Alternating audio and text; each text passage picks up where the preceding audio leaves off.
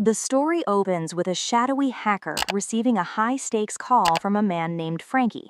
Frankie issues a cold, precise directive: penetrate the bank's primary servers immediately. The moment the order is given, the hacker's fingers fly across the keys. In a mere 10 minutes, he bypasses the bank's entire security infrastructure. With the breach complete, he begins the illicit transfer of hundreds of millions of dollars directly into Frankie's personal accounts. The scene then shifts to a high-end cybersecurity firm, where the atmosphere is pure chaos.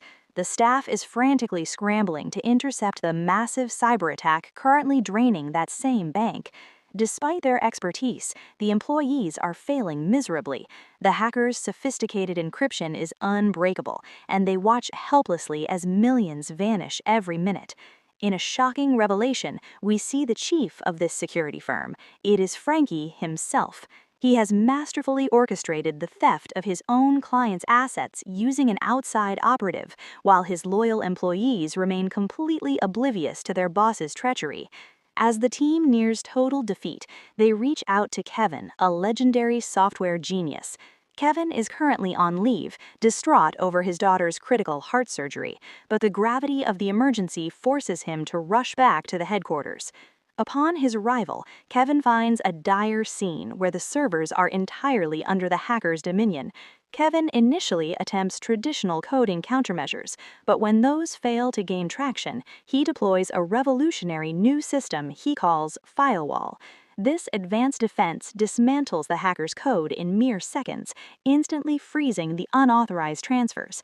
The office erupts in celebration over Kevin's brilliance as the servers are stabilized. However, amidst the cheers, Frankie stands in the shadows, absolutely furious. Kevin has unwittingly sabotaged his boss's grand heist, and the tension between them is now lethal. Instead of praising the success, Frankie scolds Kevin for installing the unauthorized firewall system on their servers, sharply questioning who would be held accountable if the new software caused a total system collapse. Even though Kevin's intervention saved the bank, he is harshly reprimanded for his initiative. The scene then shifts to reveal the true scale of the damage. By the time the attack was neutralized, several $100 million had already vanished. Worse yet, the hacker successfully wiped the bank's transaction history, leaving absolutely no digital trail of where the funds were moved. It soon surfaces that Frankie intended to siphon off a specific amount, but grew greedy, taking far more than the original plan dictated. He is soon confronted by the director of the cybersecurity firm, who is the true mastermind behind the entire operation. The director demands to know why Frankie exceeded the $100 million limit. Frankie brazenly replies that he simply needed a cut for himself. The director is livid at Frankie's defiance, but the hierarchy goes even deeper. The director himself answers to the money laundering mafia. A high-ranking gangster who has kidnapped a man named Chain questions the director about the excess withdrawal. Confused, the director realizes Frankie went rogue. To settle the score, the gangster orders the director to invite Frankie and his family to dinner. When the director hesitates, knowing the gangster's reputation for brutality, the mobster brings in Chain's brother as leverage. In a horrifying display of power, the henchmen wrap the brother's face in plastic, suffocating him right in front of the director. Terrified, the director calls Frankie and extends the dinner invitation. Frankie accepts, but during the drive, the gangster's hackers remotely hijack his vehicle. They lock the doors and force the car to accelerate to lethal speeds. Frankie struggles with the unresponsive brakes just before the car suffers a horrific high-speed collision. To the public, it appears to be a tragic accident, but the vehicle explodes into a fireball, killing Frankie's entire family. The gangster shows Chain the footage of the incineration, threatening that any future mistakes will result in a similar fate.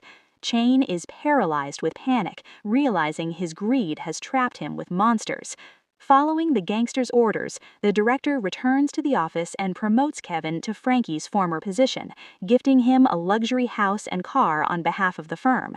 In the final scene, Kevin speaks with a struggling employee whose daughter was rejected from an elite school that demands a $5 million bribe. The employee begins to hack the school's database to force an admission, but stops, overcome by guilt.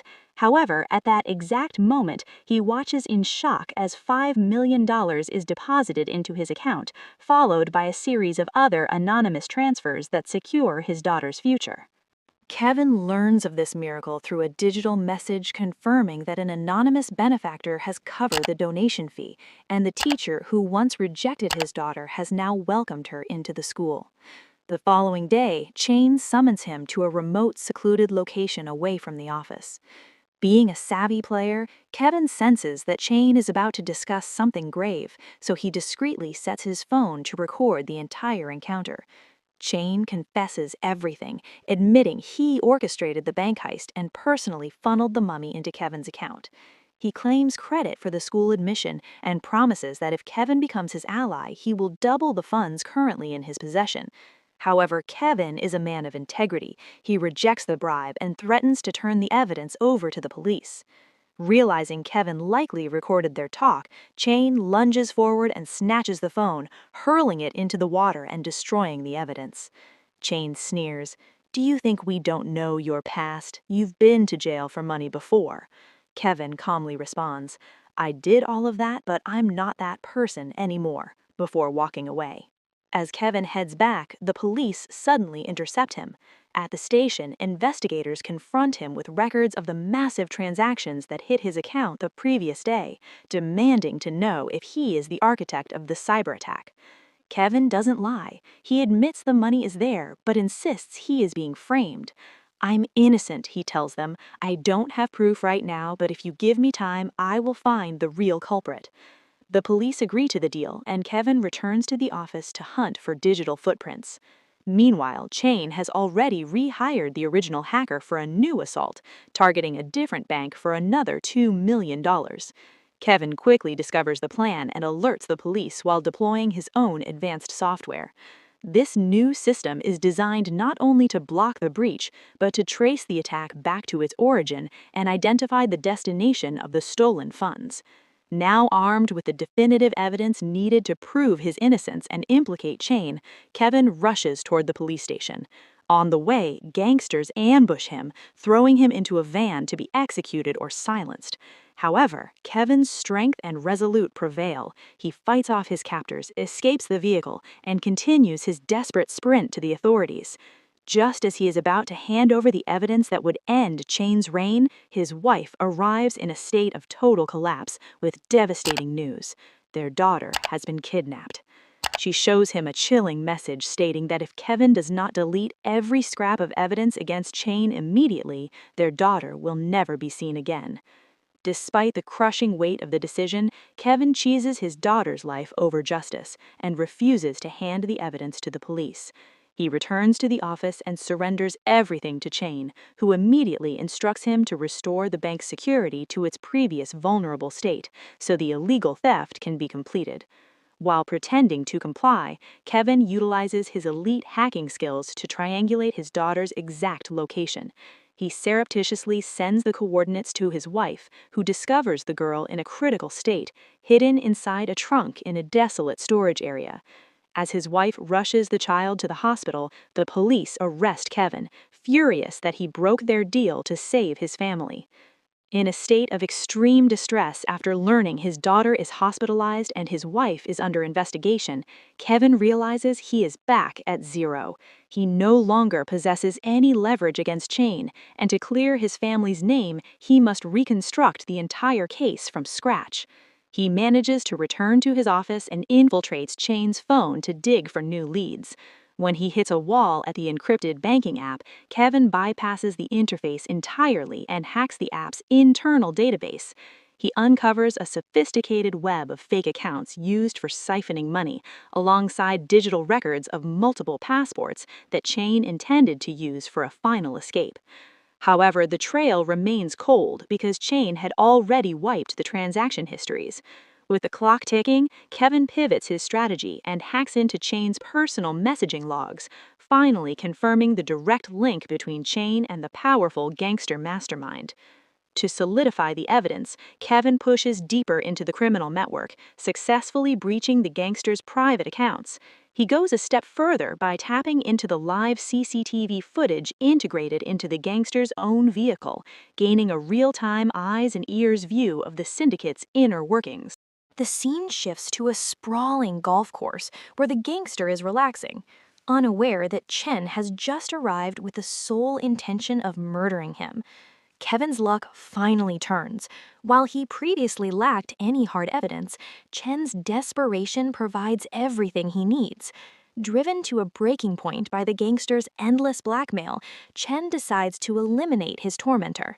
He guns down 2 security guards first, and every second of this brutal violence is transmitted directly to the police via the gangster's car camera, which Kevin had already compromised.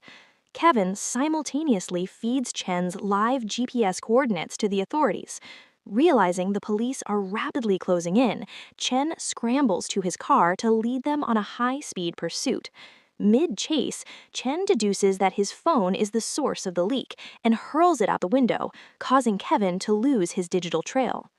Feeling trapped and uncertain of his next move, Kevin suddenly recalls a specific medication he noticed in Chen's cabin, the very same rare prescription he used to order for his own daughter.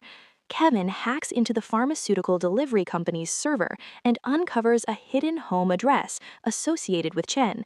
It is an unusual, desolate location, far from what anyone would expect. Upon entering the building, Kevin discovers a frail, sick boy lying in a room. This is Chen's brother, the same person the gangster had kidnapped earlier to use as leverage. Kevin now has the ultimate piece of the puzzle and immediately broadcasts the location to the police. Knowing the authorities could arrive at any second, Chen arrives at the safe house to flee, but Kevin steps out to stop him. A violent physical struggle breaks out between the two men. In a moment of frantic rage, Chen pulls his weapon and tries to shoot Kevin, but the bullet tragically misses and hits his own brother instead. Before Chen can fire a second shot at Kevin, the police swarm the building and place him under arrest.